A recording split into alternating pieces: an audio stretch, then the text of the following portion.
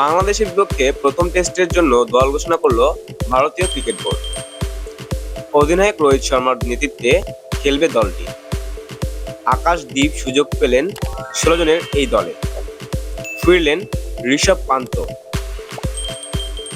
দলীপ ট্রফির মধ্যে বাংলাদেশের বিপক্ষে টেস্ট দল ঘোষণা করে বিসিসিআই। পূর্ণ শক্তির দল নিয়েই বাংলাদেশের বিপক্ষে নামবে ভারত।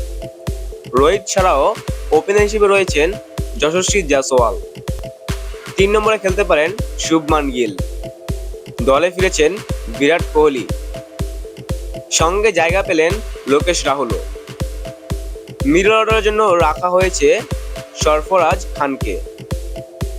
এখন দেখে নিব ইন্ডিয়া দলের প্রথম টেস্টের জন্য ১৬ সদস্যের সম্ভাব্য স্কোয়াড। নাম্বার 1 রোহিত শর্মা অধিনায়ক। Number 2 Yashasvi Jaiswal. Number 3 Shubman Gill. Number 4 Virat Kohli. Number 5 Lokesh Rahul. Number 6 Sarfaraz Khan. Number 7 Rishabh Pant. Number 8 Dhruv Jurel. Number 9 Ravichandran Ashwin.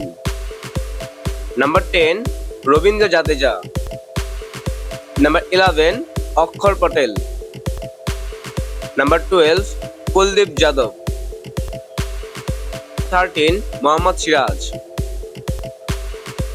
Number 14 Akashdeep. Number 15 Jasprit Bumrah.